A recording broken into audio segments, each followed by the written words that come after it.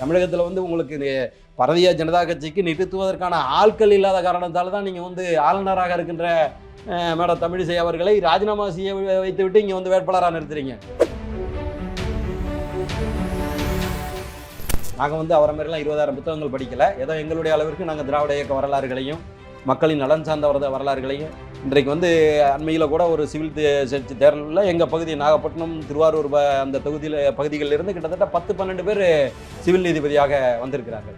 இப்போ இந்த நீங்கள் சொல்கிற இந்த ஸ்டாலின் தான் வர்றாரு விடியல் தர போகிறான்னு பொய் சொல்லி வந்தாங்களே, அதில் கூட 3% ஓட்டுகள் தான், 13 லட்சம் வாக்குகளை தான் தோற்றுருக்குறோம்.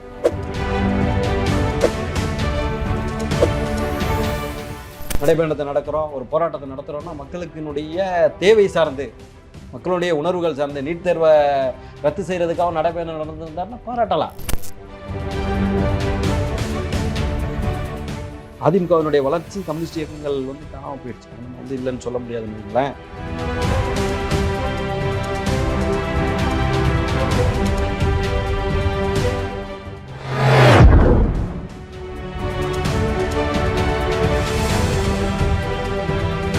வணக்கம் சவுக்கு மீடியா நேயர்களே.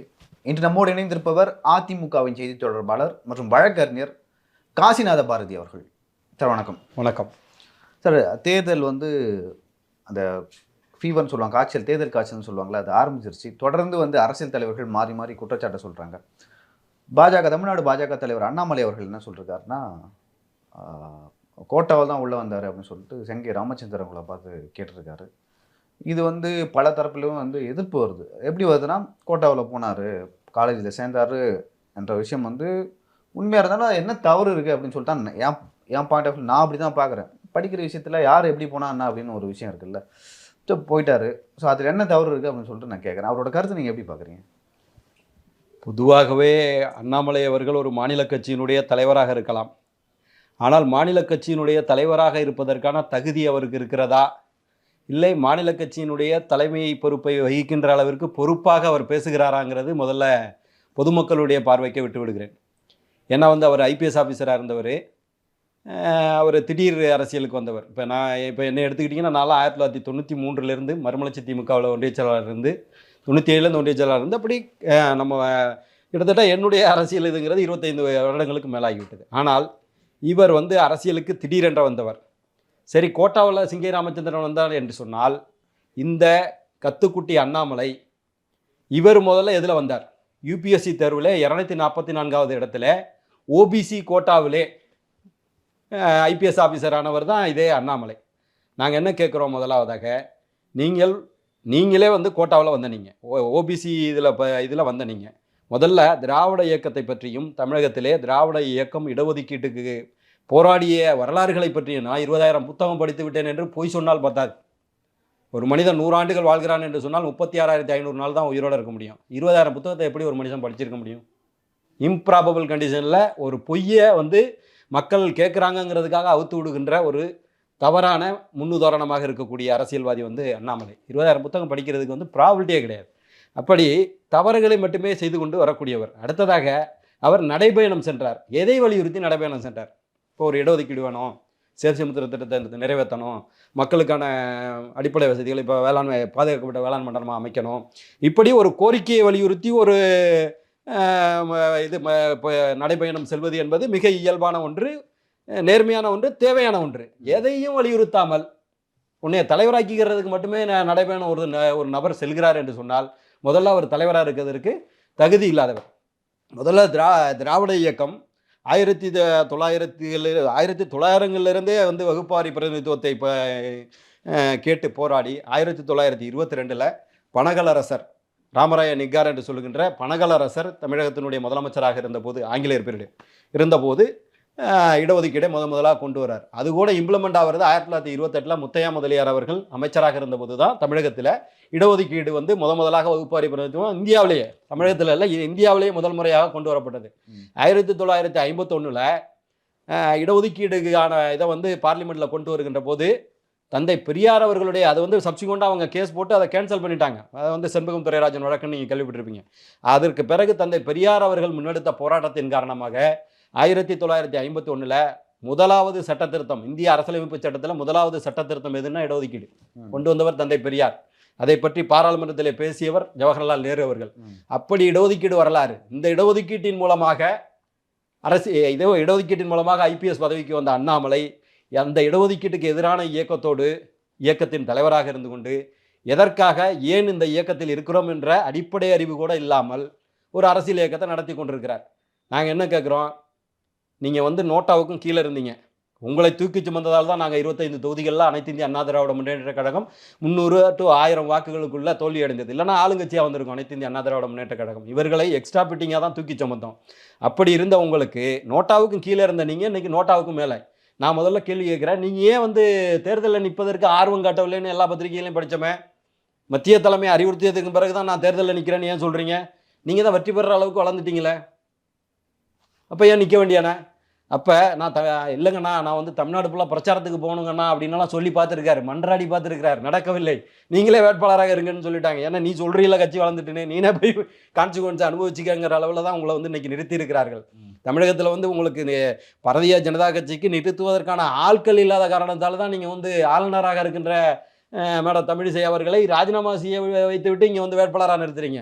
இன்னும் எல்முருகன் இப்போ தான் ஜஸ்ட் பீபர் ஒரு 2 months பேக்கில் தான் நீங்கள் அவர் ராஜ்யசபா எம்பி அறிவிச்சிங்க. அவரை ஏன் இங்கே கொண்டாந்து நிறுத்துறீங்க? கேபி ராமலிங்கம் சொல்கிறாரு, எனக்கு நிற்கிறதுக்கு ஆர்வம் இல்லை, சரி வற்புறுத்தினாங்க மத்திய தலைமையிலேருந்துன்னு சொல்கிறாரு. பன்னீர்செல்வம் சொல்கிறாரு, நான் ஒரு தொகுதியே வேண்டான்னு சொன்னால் ஒரு தொகுதியை வற்புறுத்தி கொடுத்துட்டாங்கன்னு. டிடிவி தினகரன் சொல்கிறாரு, ஒன்று தான் கேட்டால் 2. வெற்றி பெறுகின்ற நீங்கள் ஏன் அவ்வளோ கஷ்டப்படணும்னு சொல்லுங்கள். நிறுத்துவதற்கு ஆட்கள் கிடையாது. நான் இப்போ சொல்கிறேன், நீங்கள் குறித்து வச்சுக்கிடுங்க, பிறகு ரிசல்ட் வந்தாப்புல நீங்களே போட்டு திரும்ப போடுங்க. 2 தொகுதிகளில் வேண்டுமானால் 2வது இடத்திற்கு வரலாம் அதிகபட்சமாக பாரதிய ஜனதா கட்சி. மற்ற தொகுதிகளில் 80,000 to 1,00,000 ஓட்டு வாங்கி மற்ற தொகுதிகளில் அண்ணன் சீமான் அவர்களோடு வேணால் போட்டி போடுகின்ற அளவிற்கு 3வது இடம் அவருக்காங்கிற போட்டி நடக்கும். இவ்வளோதான் இந்த வருங்கால அரசியல்னு வச்சுங்களேன். அந்த தேர்தல் ரிசல்ட் வர்ற வரைக்கும் நாங்கள் வெற்றி பெறுவோம். பாஜக என்ற கட்சியை மட்டுமே பார்க்குறீங்க. பாஜக கூட்டணியில் இந்த கூட்டணியில் உள்ளவங்க தான் சொன்னேன், டிடிவி தினகரன் சொன்னதையும் பன்னீர்செல்வம் சொன்னதையும். பாட்டாளி மக்கள் கட்சி நான் அதை சொல்லிடுறேன். பாட்டாளி மக்கள் கட்சி சமுதாயம் சார்ந்த வாக்குங்கிற மாதிரி நீங்கள் வேணால் இது பண்ணலாம். பெண்ணாகரத்தில் டெபாசிட் இழந்ததை அன்புமணி அவர்கள் டெபாசிட் இழந்தாருங்கிறத ஞாபகம் வச்சுக்கிடுங்க. பெரியண்ணன் இன்பசேகரன் சட்டமன்ற உறுப்பினருக்கு நின்ற போது இடைத்தேர்தல் அவங்க பெரியண்ணன் இறந்துட்டார். அதுக்கு பிறகு அவங்க பையன் இன்பசேகரன் பிஇ கிராஜுவேட்டு அவரை நிப்பாட்டுறாங்க. அவர் 55,000 வாக்குகள் வித்தியாசத்தில் வெற்றி பெறாரு.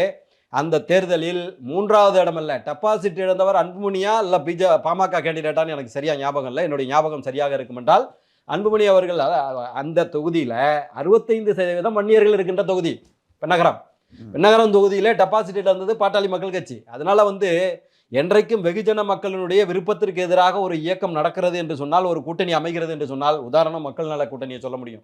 இருக்கின்ற கம்யூனிஸ்ட் இயக்கங்கள்லேருந்து அன்றைக்கு இருந்த தேமுதிகவிலிருந்து மறுமலர்ச்சி திராவிட முன்னேற்ற கழகத்திலிருந்து அந்த இயக்கங்கள் அன்றைக்கு தனித்தனியாக நின்றிருந்தாலே அந்த 3%, 5% வாக்குகளை வாங்கியிருக்க முடியும். ஆனால் ஒட்டுமொத்தமாக 2.7% நம்ம ஓட்டு தான் வாங்கினாங்க. எல்லா இடத்துலையும் டெபாசிட் காலியாகிடுச்சு. ஞாபகம் இருக்கா உங்களுக்கு? அதனால வெகுஜன மக்களுக்கு விரோதமாக, வெகுஜன மக்களுடைய எண்ணங்களுக்கு மாறாக நீங்கள் ஒரு கூட்டணி அமைக்கிற போது அது மிகப்பெரிய தோல்வியை சந்திக்கும். அதைத்தான் நான் சொல்கிறேன். 2 தொகுதிகளில் மட்டும்தான் 2வது இடத்துக்கு வரும் பாரதிய ஜனதா கட்சி. அதனால அவர் தவறான ஒரு தலைவராக பரிணமித்து கொண்டிருக்கிறார். அவ்வளோதான் நாங்கள் சொல்ல முடியும். நாங்கள் அவரை மாதிரிலாம் 20,000 புத்தகங்கள் படிக்கலை. ஏதோ எங்களுடைய அளவிற்கு நாங்கள் திராவிட இயக்க வரலாறுகளையும் மக்களின் நலன் சார்ந்த வரலாறுகளையும், இன்றைக்கு அண்மையில் கூட ஒரு சிவில் சர்ச் தேர்தலில் எங்கள் பகுதி நாகப்பட்டினம், திருவாரூர் அந்த பகுதிகளிலிருந்து கிட்டத்தட்ட 10-12 பேர் சிவில் நீதிபதியாக வந்திருக்கிறார்கள்.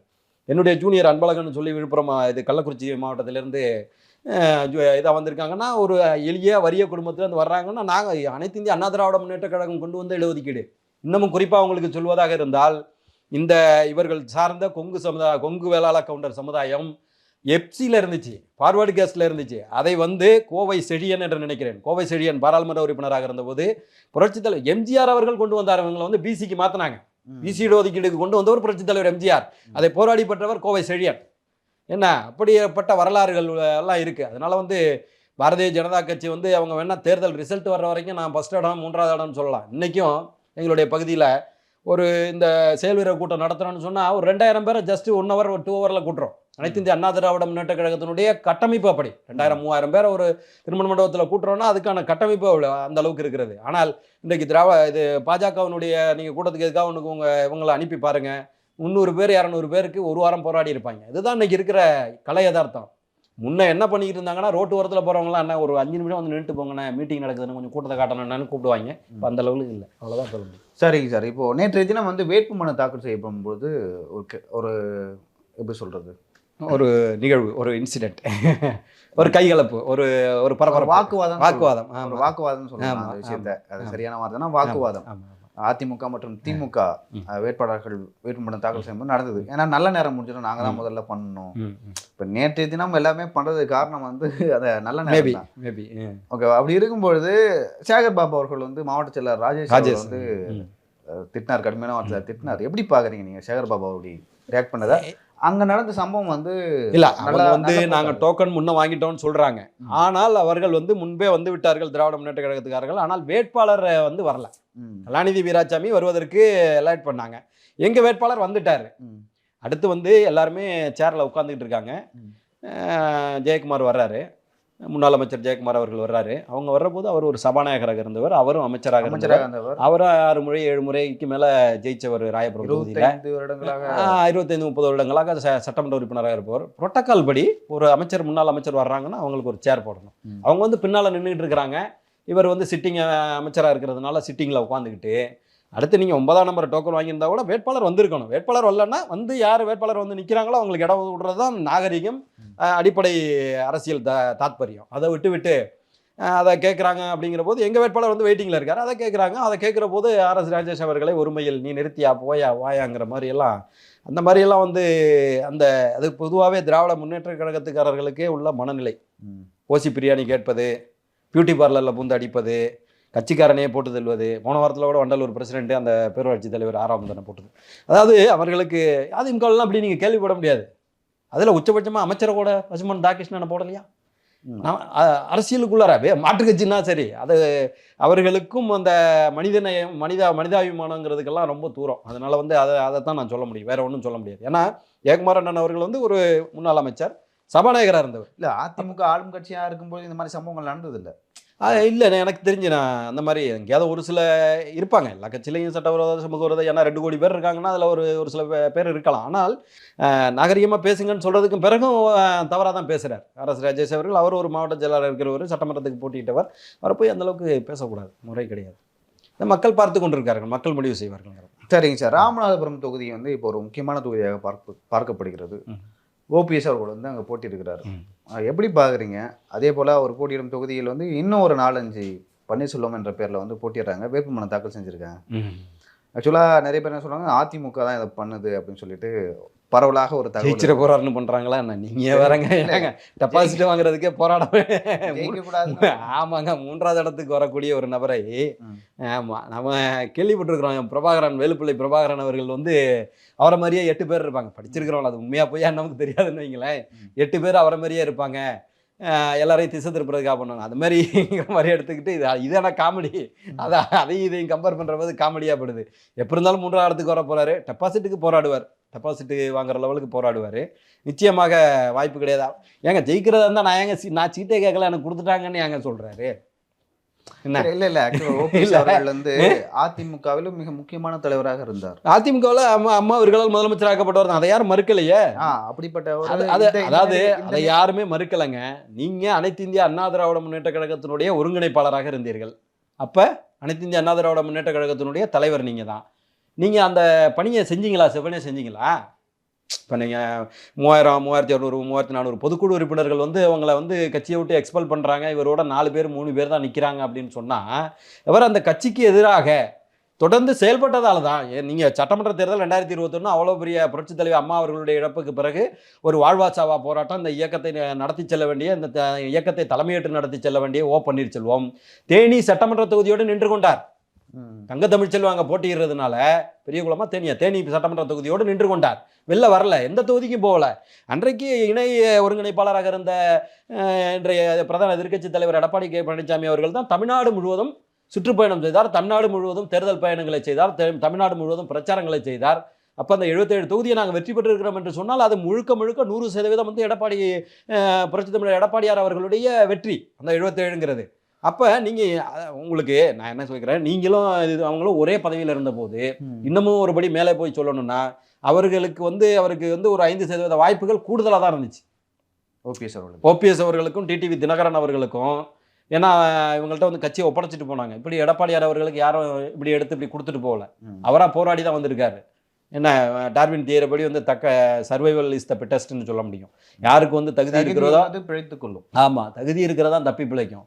அப்படி தான் வந்திருக்காரு. ஜனநாயகம், உண்மையான ஜனநாயகம். அதுல எல்லாம் வந்து மாற்று கருத்து கிடையாது. நான் செஞ்சோம் போனோம் வந்தோம்னா இதை விட 5% வாய்ப்புகள் ஓ பன்னீர்செல்வத்துக்கும் டிடிவி தினகரனுக்கும் இருந்தது. உங்கள்கிட்ட வந்து இதை வந்து ஒப்படைச்சிட்டு போனாங்க. உங்கள்கிட்ட வந்து அம்மா வந்து 3 வாட்டி உங்களை முதலமைச்சர் ஆக்குனாங்க. அப்போ ஏன் உங்களால் வெற்றி பெற முடியல? உங்களுக்கு அதுக்கான தகுதி இல்லை. என்ன, ஒரு பெரும்பான்மை சமுதாயம் தான். பெரும்பான்மை சமுதாயங்கிறதுக்காக எல்லாரும் வந்து விட முடியாது. இன்னமும் நான் ஒருபடி மேலே போய் சொல்வதாக இருந்தால் ஏறக்குறைய 3000-3500 பொதுக்குழு உறுப்பினர்கள்ல இப்போ தென் மாவட்டத்தில் இருக்கிற பொதுக்குழு உறுப்பினர்லாம் எந்த சமுதாயத்தை சேர்ந்தவர்களாக இருக்க முடியும்? முக்குலத்தோரார். இவர்கள் சொல்கின்ற முக்குலத்தோர் தான். இப்போ நானும் முக்குலத்தோர் சமுதாயத்தை சேர்ந்தவன் தான். அதனால வந்து சாதி பெரிதா இயக்கம் பெரிதானா? இயக்கம் தான் பெரிது. மக்கள் விளிம்பு நிலை மக்களை வாழ வைக்கின்ற இந்த இயக்கம் தான் பெரிது. அதனால வந்து இயக்கத்தை சார்ந்து தான் நாங்கள் இயக்கம் இருக்க முடியுமே தவிர அங்கே இருக்கிற கிளைச்சலாக யாராக இருக்க முடியும்? இந்த சமுதாயத்தை சேர்ந்தவர்கள் தான். 1% 1.5% ஓட்டுகளை வாங்க முடியாதவங்க வந்து அதெல்லாம் வந்து அப்படியெல்லாம் இவங்க ஒன்றும் 32 கிராமங்களை எழுதி கொடுத்த பசும்பொன் தேவரை போன்ற பெரிய பாராளுமன்றத்தில் 1.5 மணி நேரம் குற்றப்பரம்பரை சட்டத்தை நீக்க வேண்டும் என்று வாதாடிய தேவர் பெருமகனை போல பெரிய மக்கள் சமுதாய லீடர்கள்லாம் இவங்க கிடையாது. இவர்கள்லாம் சும்மா சாதியை வந்து தங்களுடைய வளர்ச்சிக்காக பயன்படுத்திக் கொள்கின்ற, தவறாக பயன்படுத்திக் கொள்கின்ற முன்னுதாரணங்கள். அதனால் வந்து டெலிட்டட். அதனால் வந்து தேவையில்லை. எங்களால் பிரச்சார வெற்றியை பெற முடியும். சரிங்க சார். இப்போ தேர்தல் களம் வந்து யாருக்கு சாதகமாக இருக்குன்னு நீங்கள் நினைக்கிறீங்க? திமுக சார்பாக வந்து 2019 அந்த அதே கூட்டணி ஓகேவா எதிர்கொள்கிறது. இப்போதைக்கு சாதகம் வந்து திமுக தரப்பில் தான் இல்லை. அப்படி கூட்டணி பல கொடிகள் கட்டியிருக்கிறதுனால மக்கள் அப்படி நினைக்கலாம். எங்களால் பிரச்சார வெற்றியை பெற முடியும்னு தான் திரும்ப நாங்கள் சொல்கிறோம். பிரச்சார வெற்றியை ஒன்று பெற முடியும். அடுத்ததாக 2,20,00,000 உறுப்பினர்களை சேர்த்துருக்கிறோம். இன்றைக்கி திமுக அந்த மாதிரி இல்லை. அவங்களால உறுப்பினர் எவ்வளவு இருக்குங்கிறது கூட அவங்களால சொல்ல முடியலை. அடுத்தது இந்த திராவிட முன்னேற்ற கழகம் வந்ததற்கு பிறகு அவர்கள் செயல்படுத்திய மக்கள் விரோத அரசு, மக்கள் விரோதமாக அவங்க வந்து பணி நியமனங்களை செய்யாததாக இருக்கட்டும், இந்த கொரோனா காலத்தில் ஒர்க் பண்ண செவிலியர்களை வந்து வேலையை விட்டு நீக்கியதாக இருக்கட்டும், போக்குவரத்து தொழிலாளர்களுக்கு தக்க இதை கொடுக்காததாக இருக்கட்டும், அது மாதிரி வந்து மக்களுக்கான சொத்து வரியை உயர்த்தி 150 மடங்கு உயர்த்தியதாக இருக்கட்டும், மின்சார கட்டணத்தை உயர்த்தியதாக இருக்கட்டும், பால் விலை உயர்த்தியதாக இருக்கட்டும், இப்படி பொதுமக்களுக்கு எதிராக, வெகுஜன மக்களுக்கு எதிராக. அடுத்ததாக வந்து கூட்டணிங்கிற ஒன்றை நம்பி மட்டும் அனைத்து இந்திய அண்ணா திராவிட முன்னேற்ற கழகம் என்னைக்கு பயணித்தது கிடையாது. 2019 தேர்தலில் 2014 பாராளுமன்ற தேர்தலில் புரட்சித் தலைவி அம்மா அவர்கள் தனித்து அதிமுக மட்டும்தான் நினைச்சு, எந்த கூட்டணியும் கிடையாது. இல்லை தெரியும். தனித்த கட்சியாக 44.5% வாக்குகளை வாங்கியிருக்கிறோம். இப்போ இந்த நீங்கள் சொல்கிற இந்த ஸ்டாலின் தான் வர்றாரு, விடியல் தர போறாருன்னு பொய் சொல்லி வந்தாங்களே, அதில் கூட 3% ஓட்டுகள் தான், 13 லட்சம் வாக்குகளை தான் தோற்றுருக்குறோம். அதுவும் இந்த எக்ஸ்ட்ரா பெட்டிங் அண்ணாமலையினுடைய இந்த பாரதிய ஜனதா கட்சியை நாங்கள் சேர்த்து கொண்டதால் தான் நடந்துச்சே தவிர. சார், நான் இன்னொரு கேள்வி கேட்குறேன்னா, 2019 தேர்தல் ஆகட்டும், சென்னை மற்றும் நகர்ப்புறங்களில் யார் வெற்றி பெற்றாங்கன்னா நாடாளுமன்ற தேர்தலில் திமுக தான். இந்த சட்டமன்ற தேர்தலையும் வந்து சென்னை, திருவள்ளூர், காஞ்சிபுரம் இந்த தொகுதியெல்லாம் பார்த்தீங்கன்னா ஜெயித்தது திமுக மற்றும் கூட்டணி கட்சிகள் தான். அப்படி இருக்கும்போது இப்போ இந்த நாடாளுமன்ற தேர்தலில் அதிமுக எப்படி வெல்லும், அதுக்கான வாய்ப்பு இருக்குன்னு நினைக்கிறீங்களா? நீங்கள் 2011 தேர்தலில் 2011 தேர்தலில் சென்னையில் மண்டலம்னு சொல்லுவாங்களா, திமுக எங்களுடைய கோட்டைன்னு சொல்லுவாங்களா, கோட்டையை தகர்த்தாங்க அம்மா, தெரியுமா இல்லையா? 14 தொகுதியிலும் தோத்தீங்க. அதனால வந்து அந்தந்த பீரியடில் இருக்கிற அன்னைக்கு என்ன காரணம் தெரியுமா இல்லையா? 23 மணி நேரம் மின்வெட்டு, 24 மணி நேரம் மொத்த இந்தியா உலகம் எதுன்னா 23 மணி நேரம் மின்வெட்டை தந்த மின்வெட்டுக்குன்னு ஒரு அமைச்சரை வச்சுருந்தாங்க, ஆற்காடு வீராசாமி மின்வெட்டுத்துறை அமைச்சராக இருந்தார். அப்படி வந்து அதனால வந்து அன்றன்றைக்கு மக்களிடம் இருக்கின்ற, மக்களிடம் கொண்டு சேர்க்கப்படுகின்ற, இவங்க கொண்டு வந்தாங்களே மகளிர் உரிமை தொகையில் கிட்டத்தட்ட 65 லட்சம் பேர் வந்து கிடைக்காம ரிஜெக்ட் ஆகியிருக்கிறாங்க. நீங்கள் வந்து அரசு ஊழியர்கள் அத்தனை பேருக்கு வந்து ஓல்டு பென்ஷன் கொண்டு வரேன்னு சொன்னாங்க, 17 லட்சம் பேர். இன்னைக்கு 4 ஓட்டு வச்சிங்கன்னா கூட 77 லட்சம் 80 லட்சம் பேர் அவர்களுக்கு எதிராக இருக்கிறார்கள். அதனால வந்து நிச்சயமாக எங்களோட பிரச்சாரம் என்னமோ எடுத்துக்கிட்டிங்கன்னா, எங்களுடைய காவிரி மண்டலம் வந்து சோழ நாடு சோறு உடைத்துன்னு சொல்லுவாங்க.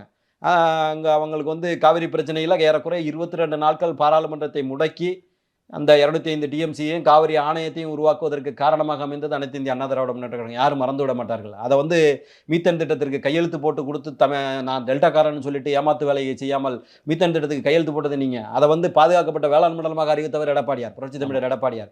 அப்போ எங்களுடைய தஞ்சை மண்டலம் ஒரு 5 தொகுதிகள்னு வச்சுக்கிட்டிங்கன்னா, அந்த 5 தொகுதிகளுமே எங்களால் பிரச்சார வெற்றியை பெற முடியும். இன்னமும் எடுத்துக்கிட்டிங்கன்னா, அந்த வெள்ளத்தில் 4 சென்னை உட்பட 4 மாவட்டங்கள் இங்கே, அதே போல் தூத்துக்குடி, திருநெல்வேலி அந்த மாவட்டங்கள் வெள்ளத்தில் அன்றைக்கு 156 கவுன்சிலர் இருந்தாங்களே, ஒரே ஒருத்தர் வந்து களத்துக்கு வந்து நின்னாங்களா? இன்னமும் நீங்கள் சொல்ல வேண்டியதாக இருந்தால் 7 முறை நின்ற டிஆர் பாலு, 6 முறை நின்ற ஜெகத் ரட்சகன், 5 முறை நின்ற முன்னாள் மத்திய அமைச்சர் தயாநிதி மாறன், நான் என்ன சொல்கிறேன், போகிற வாரம் வரைக்கும் 38 பாராளுமன்ற உறுப்பினர்கள் இருந்தீங்களா? இந்த காவிரி பிரச்சனைக்கு, மேகதாது பிரச்சனைக்கு போய் அங்கே முடக்குனீங்களா அவையா? நாங்கள் 22 நாள் முடக்கணும், நீங்கள் முடக்கிறீங்களா? அப்போ நேற்று வரைக்கும் நீங்கள் பாராளுமன்ற உறுப்பினர் இதே தமிழிசை தங்கபாண்டியன் தென் சென்னையில், அப்போ நேற்று வந்தாங்களா வெள்ளத்தில் போட்டோ எடுத்துகிட்டு வந்தாங்களா? நீங்கள் எங்கேயாவது பார்த்தீங்களா? கவர்னராக தமிழிசை தங்கபாண்டியன் இல்லை வரல தமிழிசை தங்கபாண்டியன், நான் தமிழிசை சொல்கிறேன், தமிழிசை தங்கபாண்டியன் வந்து போட்டோ எடுத்துகிட்டு வந்தாங்களா தென் சென்னையில்? நேற்று வரைக்கும் இருந்து என்ன சாதிச்சிங்க?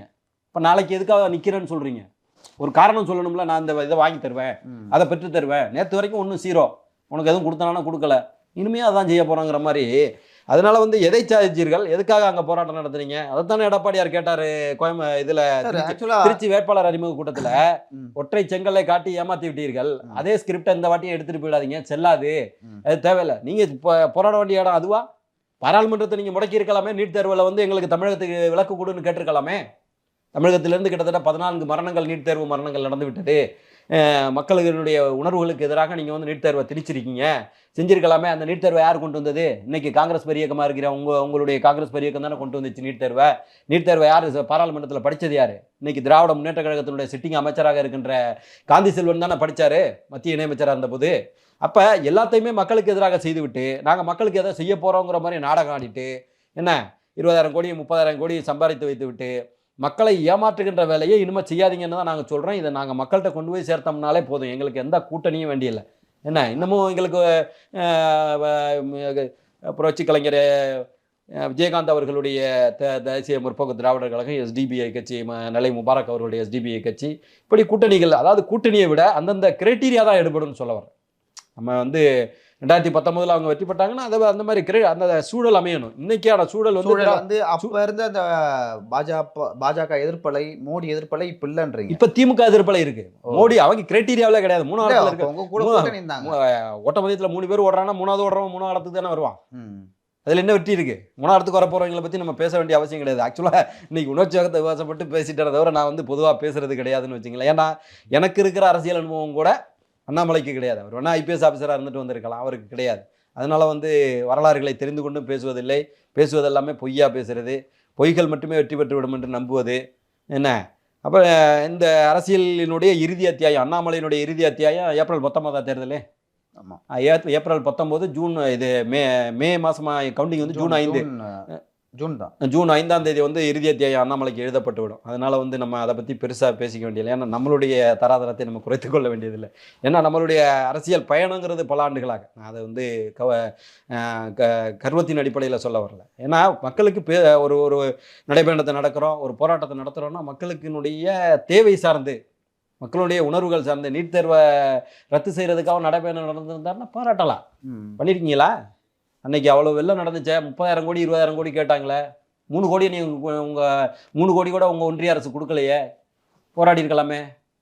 அரசியல் பண்ணணும்ல, மக்கள்கிட்ட ஓட்டு வாங்கணும்ல. அப்போ மக்கள்லாம் முட்டாள்கள் நினைத்து கொண்டு அரசியல் செய்கின்ற வேலை தவறுங்கிறது தான் நாங்கள் சொல்ல. அதிமுக மேல வந்து ஒரு எதிர்கட்சியாக வந்து நிறைய பேர் சொல்ற குற்றச்சாட்டு என்னன்னா, திமுக ஒரு தவறு பண்ணதுன்னா மக்கள் மத்தியில் எடுத்து போக மாட்டாங்க, இன்னும் வீரியமாக செயல்படணும் அப்படின்னு சொல்லிட்டு தொடர் போராட்டங்களை நடத்தி கொண்டு தான் இருக்கணும். மீடியாக்கள் கட்டமைக்கின்ற விஷயம் தான் வச்சுங்களேன். மீடியாக்கள் வந்து அவங்க திமுக ஆளுங்கட்சியாக வந்துட்டாலே ஆளுங்கட்சிக்கு சார்பாக செயல்படுவாங்க எப்பயும். அதுவும் திராவிட முன்னேற்ற கழகம் வந்து மிரட்டுவாங்க போவாங்க. அது என்னங்கிறது நமக்கு தெரியலன்னு வைங்களேன். அது மீடியாக்களால் கட்டமைக்கப்படுகின்ற விஷயம் தான். தொடர்ந்து எடப்பாடியார் அவர்கள் வந்து சென்ற வாரம் கூட போராட்டம் நடந்துச்சு. காவிரி பிரச்சனை, அந்த போதை, ஆமாம், ஜாபர் ஜாதிக்கினுடைய போதை பிரச்சனைக்கு தொடர்ந்து போராட்டங்களை அறிவித்து கொண்ட, வாரத்துக்கு ஒரு போராட்டம் தொடர்ந்து நடந்து கொண்டு தான் இருக்கிறது. மக்கள் மன்றத்திலே கொண்டு போய் சேர்க்கிறோம். ஊடக வெளிச்சம் வரவில்லை, ஊடக வெளிச்சம் கொடுக்க மாட்டேங்கிறாங்க. அதுதான் நம்ம சொல்ல முடியுமே தவிர ஊடகங்கள் அவங்களுக்கு சார்பாக செயல்படுகின்றன. அதனால வந்து அதை வந்து மக்களுக்கு, ஆனால் மக்கள்கிட்ட நாங்கள் கொண்டு போய் சேர்த்து கொண்டு தானே இருக்கோம். அதில் ஒன்றும் எந்த விதமான இதுவும் கிடையாது. திமுகவினுடைய மக்கள் விரோத விஷயங்களை வந்து நாங்கள் மக்கள்கிட்ட கொண்டு போய் சேர்த்தாலே எங்களால் வெற்றி பெற்று விட முடியும். அதனால் வந்து அதில் எந்த மாறுபாடும் கிடையாது. சரிங்க சார், இப்போ நீங்கள் வந்து திமுகவோட பிரச்சனை, திமுக அந்த ஆட்சி காலத்தில் என்ன பிரச்சனை இருக்குது, திமுகவில் என்ன பிரச்சனை வந்தது, அதெல்லாம் அவங்க மக்கள்கிட்ட எடுத்துகிட்டு போவோம். எடுத்துகிட்டு போயிட்டு அதனால தேர்தலில் வெற்றி பெறுவோம்னு சொல்லிட்டு நீங்கள் சொல்கிறீங்க. ஸோ பொறுத்திருந்து பார்க்கலாம். இல்லை, அந்த மட்டும் சொல்ல வரல. அதிமுக செய்த நலத்திட்டங்கள் 69% இடஒதுக்கீட்டில் இருந்து 7.5 வந்து மருத்துவ மாணவர்களுடைய 800 பேர் இன்னைக்கு மருத்துவம் படிக்கிறாங்க.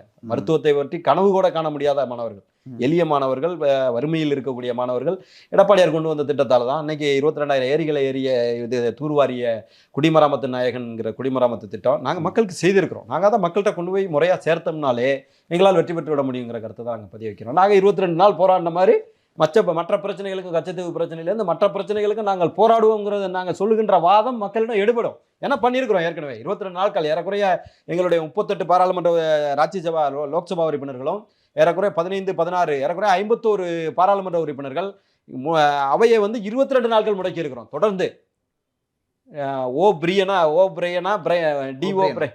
அன்னைக்கு வந்து எனக்கு நல்லா ஞாபகம் இருக்கு, நான் விஷுவலாக பார்த்தது. அவ்வளவு ஸ்ட்ரிக்டான சபாநாயகராக இருந்தவர் கூட இவங்களுடைய போராட்டம் நியாயமானது என்ற அடிப்படையில் இவர்களை வந்து எந்த இடத்துலையும் சஸ்பெண்டோ இதுவாக பண்ணல. ஞாபகம் இருக்கு அவங்களுக்கு? சஸ்பெண்ட் பண்ணது கிடையாது. ஏன்னா காவிரி பிரச்சனைங்கிறது வாழ்வாதார பிரச்சனை. அந்த வாழ்வாதார பிரச்சனையை இன்றைக்கு காவு கொடுத்து கொண்டிருக்கிறது திராவிட முன்னேற்ற கழகம். நான் 2 பாயிண்ட் என்னால் சொல்ல முடியும். ஹெச்டி தேவகவுடாவை பிரதமராக்கியதன் மூலமாக அன்றைக்கு தமிழகத்திற்கு துரோகம் இழைத்தீர்கள். இன்றைக்கு யார் உங்களுடைய கூட்டணியில் இருக்கிற கர்நாடகம் தானே அங்கே செய்து கொண்டிருக்கிறது. டி.கே. சிவகுமார் தானே கொடுக்க முடியாதுன்னு சொல்றாரு. உங்க நண்பர் தானே இந்தியா கூட்டணி வெற்றி பெற வேண்டும் வாங்கன்னு சொல்லி.